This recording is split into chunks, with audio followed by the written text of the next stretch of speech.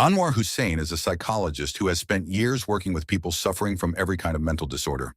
The film opens with him walking into a prison to interview a death row inmate named Ravi, a man condemned for killing 14 people.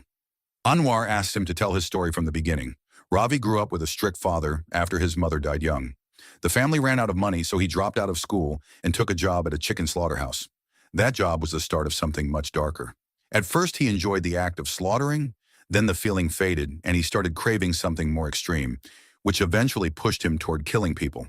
He tells Anwar with a smile that he loves the sound of a skull cracking under a hammer, and that he is fascinated by the expressions on his victims while they suffer. Anwar goes home, which also doubles as his consultation clinic.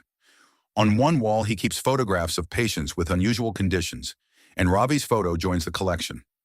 Outside of work, he lives a normal family life with his wife Fatima and their young daughter. The next day, Anwar gets an opportunity. His close friend Anil, a high-ranking police officer, recommends him as a criminology consultant for the Kochi City Police. Anwar takes it. He has always been fascinated by criminal cases, and he needs real experience with crime scenes because he plans to pursue a doctorate. On his way home, he stops to smoke, and a mentally unstable man walks up and starts calling him Julius Caesar. Anwar gives him a little money for a drink. Before the man leaves, he says something strange. Starting tomorrow, Anwar will never sleep peacefully again. That same night, a police officer named Abraham stumbles home drunk after a night of gambling. Just as he reaches his house, the electricity cuts out. In the dark, the only thing he can see is a strange red glow coming from a van parked nearby. Then he notices a figure wearing a wolf mask. Another person appears behind him and calmly greets him. There is a flash of light, and Abraham is gone. His phone is left behind on the street. The next morning, two men find Abraham's body in a stone mining area. Anil calls Anwar to the scene for his first real field experience, and the condition of the body is shocking. The killer has removed both of Abraham's eyes and his heart. A milk vendor had found his phone and returned it, which is when his wife reported him missing. Investigators cannot find a single fingerprint. Anwar studies the body and concludes that the killer wanted it to be found. Forensics confirm that Abraham's hands and feet were tied, but there is no sign he ever fought back. The entire body was sprayed with perfume, almost certainly to stop tracking dogs from picking up a scent. The eyes were removed first while Abraham was still alive, and only then was the heart taken. Deputy Commissioner Catherine arrives and takes charge. Anwar tells her the killer is driven either by revenge or by a severe psychological disorder because the abduction was carefully planned and only the eyes and the heart were targeted. Catherine orders Anil to dig into Abraham's past. She is already under pressure to close this fast because Abraham held a high position. Anil and Anwar visit the abduction site. None of the houses have cameras facing the road, which convinces Anwar the killer picked the spot in advance. One question keeps bothering him. How does a trained officer get taken without any resistance at all? Some officers suggest chloroform, but Anwar disagrees because chloroform takes up to a minute to work and Abraham should still have struggled. The next morning, forensics find a large amount of zolpidem in Abraham's system, a sedative normally prescribed for insomnia. His service record shows a principled officer who never backed down despite constant threats, transferred 17 times because of his stubborn integrity. Back in his office, Anwar puts everything together and calls Anil with a warning. Killers who deliberately display their victims like this almost never stop after one murder. They enjoy the act, and the thrill grows every time they get away with it. Anwar believes the real targets are police officers, and he tells Anil to alert every officer in Kochi. Anil thinks he is overreacting and hangs up. Somewhere else in the city, a group of officers is running a roadside inspection. One of them, Pradeep, steps away to take a call from his wife. Then it happens again. The power fails, the van appears with the same red glow. The wolf mask figure steps out, followed by a second person, and within moments, Pradeep is gone.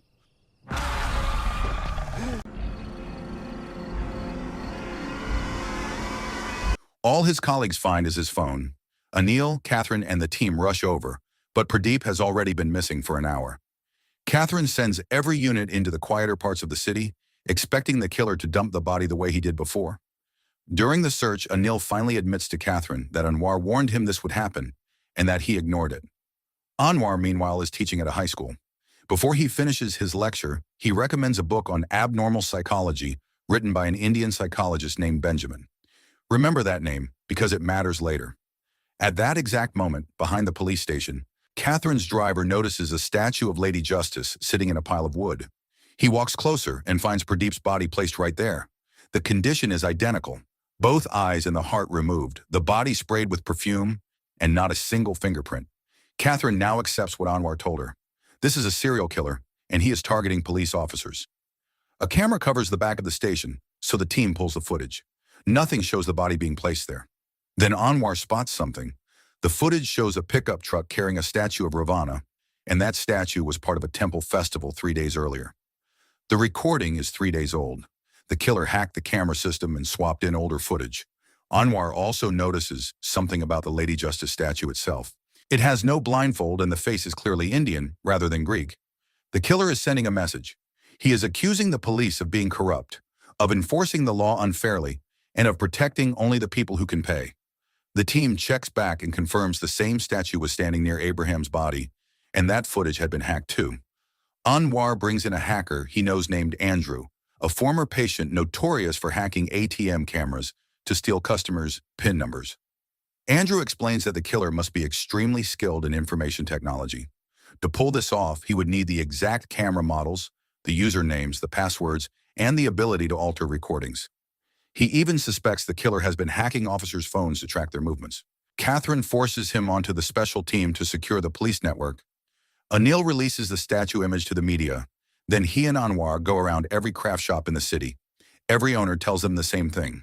A Lady Justice without a blindfold would have to be custom-made. That night, a woman named Preeti walks into one of the stations after seeing the statue photo in the news. She wants to share information, but the duty officer takes too long, and she leaves before anyone speaks with her.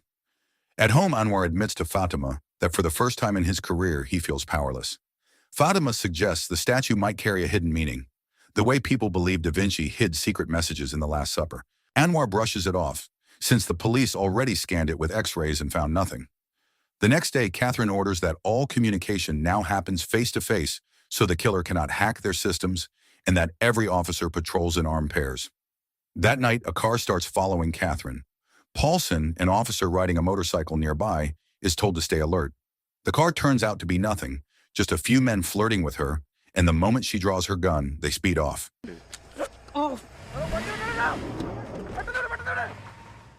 But when Catherine tries to reach Paulson again, there is no answer. His motorcycle is standing empty on the road with his phone lying beside it. Paulson has been taken. Then the killer whistles through the police radio channel, openly mocking the officers listening. The team pulls the footage near the motorcycle, and once again the wolf mask figure appears, along with the second person. Andrew explains that walkie-talkies are easy to buy, so the killer could simply be hijacking the police frequency. Studying the footage, Anil concludes there are two people behind these crimes. One wears the wolf mask, and the other handles a more specialized role. The commissioner announces at a press conference that a third officer has been abducted, and the reporters tear into him. Kochi has more than 14,000 officers, and the case is still nowhere near solved. Paulson's body has not been found, and Catherine is drowning in guilt, especially because his wife is due to give birth next month.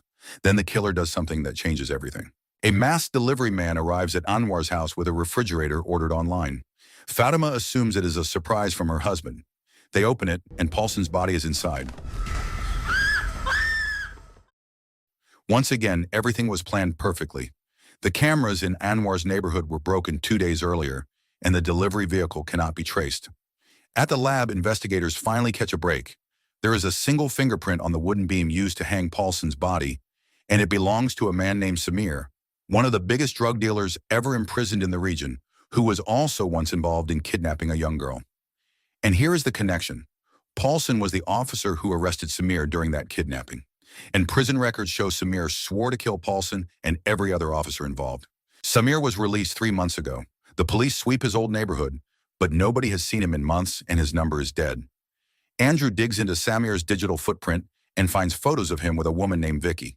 The police track her down, and she admits that after his release, she gave him a phone and a SIM card, though he has not contacted her in over a month. Andrew traces that number to an abandoned building. The team storms it, and Samir is already dead. His body has been carefully preserved, almost like a mummy, and his phone is still switched on and plugged into a charger. Right at that moment, the killer briefly hacks into the police computer Andrew is using and sends them a recording of Abraham's execution. Andrew regains control fast, but the message is clear. Anwar realizes the fingerprint was never a mistake. It was planted deliberately to send them chasing a dead man. The breakthrough finally comes at Anwar's home. completely by accident. He is making a hot drink, and steam from the kettle drifts across the surface of the Lady Justice statue. As the heat spreads, a hidden marking appears. Two initials, S and D. The letters lead them to a sculptor named Sudhakar Devalokam. They drive to Sudhakar's house and find something they never expected. Sudhakar is blind. The moment he hears about the murders, he knows exactly what happened. Those statues are his work. He explains that about 6 months ago, a man in his 40s came to him with a very specific request. A Lady Justice with open eyes in the face of an Indian woman. The man paid an enormous amount of money, but demanded the statue carry no mark identifying the artist. Sudhakar could not accept leaving his own work anonymous, so he secretly hid his initials inside it. When the man came back to collect the finished pieces, he was accompanied by a young man wearing dark glasses. Before leaving, the two of them poured a chemical into Sudhakar's eyes and blinded him permanently, so that he could never confirm their faces if the police ever came asking. Then Sudhakar's daughter walks in, and it is Freethi, the same woman who came to the station and left. She explains that she really did try to report the information about the statue, but before she could speak, she received a threatening message warning that she and her father would both be killed if they said anything, and then Sudhakar drops the detail that changes the entire case. The man originally ordered 5 statues. 2 more officers are still going to die. Catherine promises them protection. Anwar leaves his business card in case they need counseling. On the way back, Anil quietly instructs his officers to confirm whether Sudhakar is really blind. Back at the station, Andrew comes up with an idea. He installs a special app on every officer's phone that detects when a phone suddenly falls and instantly sends an alert to his computer, because every victim so far dropped their phone during the abduction. The app looks like an ordinary program, so the killer probably will not notice it. That night, an officer named Vineeth goes home early, with no idea the killer's van is following him. Vineeth turns out to be exactly the kind of officer people complain about, and he bullies a neighbor for money before walking inside. He plugs in his phone to charge, and then the electricity dies. The wolf mask figure appears inside his house, along with the second person. But this time is different. Vineeth fights back. He resists hard, but the attackers overpower him, knock him unconscious, and drag him away. A neighbor sees part of it and stays silent after the masked figure threatens his life. During the fight, Vineeth's phone hits the floor and Andrew's system lights up. The police rush over, but again they are too late. All they find is a room full of scattered objects from the struggle, including a fidget spinner. The next morning, something disturbing happens on a city train. A woman is seen pushing a man in a wheelchair, even playing with a child belonging to another passenger. Several stations later, a train officer notices the man in the wheelchair, sitting alone, completely unresponsive. It is Vineeth. The news that a body has been found on a moving train sends panic across the city. When Catherine's team reviews the train footage, the mysterious woman looks directly into the camera and smiles like she is taunting them. Forensics confirm Vineeth was killed the same way as the others. The only difference is the injuries showing he fought back. The public is panicking and the media is hammering the department. Under the pressure, Catherine and her team are pulled off the case, and a new team takes over, led by an officer named Prakash. That same night, Anwar gets an update from forensics, and this is the detail that cracks everything open. Vineeth's fluids contain 2 substances. One is zolpidem, the same drug found in the first victim. The other is beta-tenormin, a blood pressure medication that Vineeth was taking in large doses. The moment Anwar hears this, everything clicks, and he rushes to Catherine with his theory. He believes the killer has been hypnotizing the victims during the abductions. That is why trained officers never resisted. Zolpidem, though it is rarely used this way, can act as a hypnotic drug, and beta-tenormin interferes with that effect. That is exactly why Vineeth was able to fight back. His medication blocked the hypnosis. Anwar reconstructs the whole method. The killer first slips zolpidem into the victim's food or drink. Then he terrifies the victim with the wolf mask, and while the victim is in that shocked state, the accomplice hypnotizes him using a moving circular pattern. To Anwar, this proves the killer is not an ordinary criminal. This is a brilliant psychologist who knows exactly how to manipulate the human mind. He still cannot identify the culprit until the answer comes from the strangest place. Anwar watches his daughter playing with a fidget spinner, and it reminds him of the one found at Vineeth's house. That triggers a memory of an old news article, a photo of a man smiling while holding a fidget spinner right after his arrest. Anwar asks the data team to pull the article. The man's name is Simon. Simon's background is disturbing.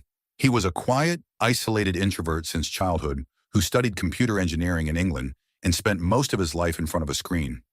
His father discovered he had been watching violent videos of murder and torture on the dark web and stealing money from his parents to pay for access. Psychiatric help only made things worse, and eventually his parents simply started ignoring him. Then a priest contacted the police after Simon's parents stopped attending church. Officers checked the house and found that Simon had murdered and mutilated both of them, showing no remorse because, in his mind, they had stopped loving him. According to official records, Simon died 2 years ago in a prison isolation cell during a fire. Anwar suspects that death was faked, and he takes the theory to Prakash, arguing that Simon could be one of the serial killers. Prakash dismisses it as speculation and orders him to stop interfering. Anwar keeps digging anyway, because someone with Simon's skills in coding in the dark web has to be involved. He goes to Andrew and shows him everything, and the second Andrew sees the old arrest photo, he notices it. Simon's face looks strikingly similar to the mysterious woman from the train. Simon was in disguise. Anwar rushes back to Prakash, but Prakash has news of his own. Simon was indeed alive, and 3 hours ago he was found dead. He apparently took his own life alongside another man named Aravind. A courier reported hearing gunshots, and when the police arrived, they found both bodies, the fifth Lady Justice statue, and a letter addressed to the police. The letter claimed Simon and Aravind were the serial killers, and that the game was over because the thrill had faded. Records show Aravind had suffered from serious mental disorders for years, and that Simon had been secretly living in a room above Aravind's house for 6 months under a false identity after faking his death. Prakash holds a press conference and announces the case is closed because both suspects are dead. Anwar is not buying it. He meets with Anil and Catherine and tells them the ending does not fit. As a psychologist, he knows a man like Simon, so obsessed with himself, would never take his own life just out of fear of arrest. On the way home, he keeps thinking about something Ravi told him back in that prison. Ravi avoided capture for years, partly by spreading his murders across huge distances with long gaps between them, sometimes a year and a half, so the police would believe his spree had ended. Then Anwar gets a call from Sudhakar, asking him to come over immediately. Sudhakar has heard the case is closed, and he has something to say. There is still one more person involved. A man came to collect a 6th Lady Justice statue, one Sudhakar had made for his own personal collection, and Sudhakar had prepared for this. Without the visitor realizing it, he had instructed Freethi to study the man's face, and together they produced a sketch. The face belongs to Dr. Benjamin Louise, a renowned psychologist whose work Anwar deeply admires, the author of several well-known books, including the exact book on abnormal psychology he recommended to his students. Anwar starts investigating Benjamin's past, and the search takes him to Benjamin's childhood home, where he meets Benjamin's foster father, a man named Sheriff, and the story he tells changes everything. Years earlier, Benjamin was a teenager living with his father Jaffer and his younger sister Rebecca. Their mother had died long ago. Jaffer was a plantation laborer who loved his children, and both of them were bright students. Then Jaffer was called to Rebecca's school after she suddenly became unwell during class, and the doctor shared unexpected news that left him in shock. Rebecca had been hiding a life-changing secret. At first, she was too frightened to explain what had happened, but after some time, she finally revealed the name. It was Pastor Bennett Franco. To the public, Bennett was a respected religious leader. Behind that image, he was a predator who regularly targeted young girls. Jaffer filed a formal report accusing him of assaulting his underage daughter, and the officer in charge of the district at the time was Anil, with Vineeth as his deputy. Anil warned Jaffer that the accused was extremely influential, advised him to keep quiet, and promised that Bennett would be punished. Jaffer walked out of the station, trusting the police completely. Bennett already knew Anil, so he quietly offered him a large sum of money to make the case disappear, and Anil took it. Together with Vineeth, he twisted the entire case and accused Jaffer of being the one who had gotten his own daughter pregnant. Jaffer refused at first, but the officers threatened to harm Rebecca, so he confessed to a crime he never committed just to protect her. He was imprisoned, and the whole community turned against him. Bennett arranged to send Rebecca to a convent in northern India, presented as a chance at a better future, but really just a way to keep her silent. Sharath took Benjamin in as his foster son. When Benjamin visited his father in prison, Jaffer gave him one last message: keep studying, build a good life, and one day find Rebecca and bring her home. That promise never came true. Not long after, Jaffer died in prison under suspicious circumstances, whether from abuse, hopelessness, or an order from Bennett. That was the turning point. Benjamin's hunger for revenge grew, made worse by the memory of seeing Anil laughing in the distance. He fell into depression, but rebuilt himself through therapy, graduated with excellent grades, and continued his studies in the United States. Over time, his contact with Sheriff faded away completely. Once Anwar has the full story, he calls Anil and tells him he knows the truth about how corrupt Anil, Vineeth, and Bennett really were. Anil asks him to meet at their usual place so he can explain himself. But it is already too late. Benjamin has kidnapped Anil, and he intends to make him the final police victim. Anwar catches a break from an unlikely source. Nearby, a couple is taking pre-wedding photos with a drone, and the aerial footage clearly shows Benjamin's van. Andrew confirms the same van was near all 4 previous crime scenes, and that it carries the logo of a company owned by Aravind. Once they have the location, Anwar and the police move. Benjamin has Anil tied up. To him, Anil is the most important target of all, and his hatred for Anil runs even deeper than his hatred for Bennett. He wants to take his time with this one. He has no intention of giving Anil anything close to an honorable death. He plans to tear the body apart and feed it to pigs that have not eaten in 2 days. The location is a pig farm. Anwar arrives with 2 officers, and they split up to search. Benjamin attacks, knocking out both officers before turning on Anwar.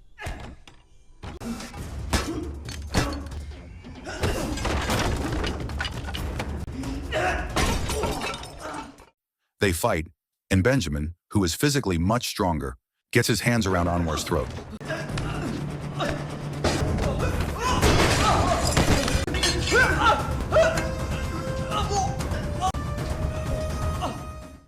Just as it looks hopeless, Benjamin is struck from behind and finally subdued. He is arrested and taken into custody to face trial.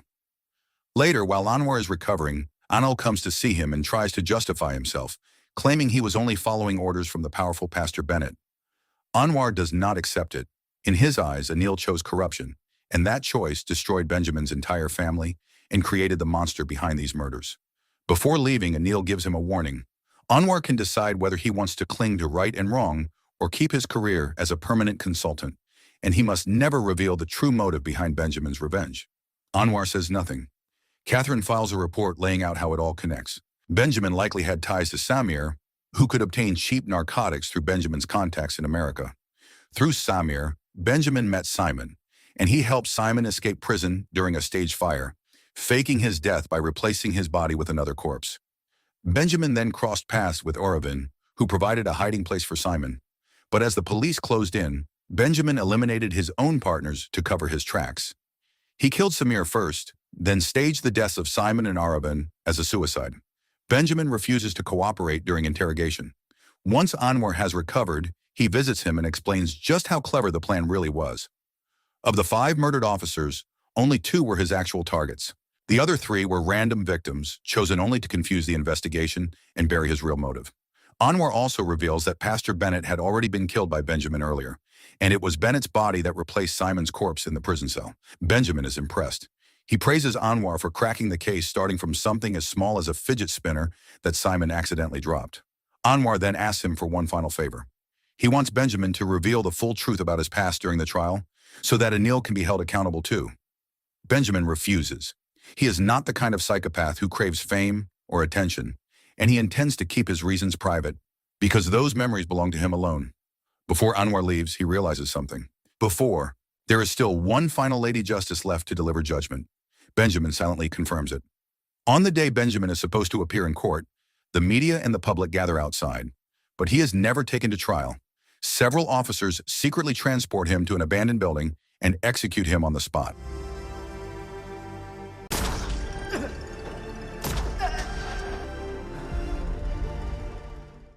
Somebody ordered this, and it is almost certainly Anil, because if Benjamin had spoken in open court, the truth would have exposed his corruption and sent him to prison.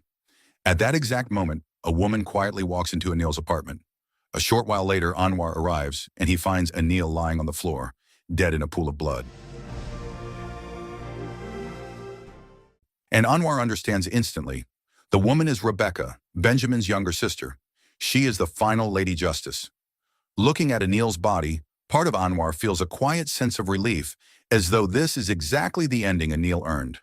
Then he calls out to Rebecca, and for a brief moment, the two of them simply look at each other. So the moral of the story is, if a creepy guy in a wolf mask says hello, just uninstall your whole life and go live in a village with no Wi-Fi.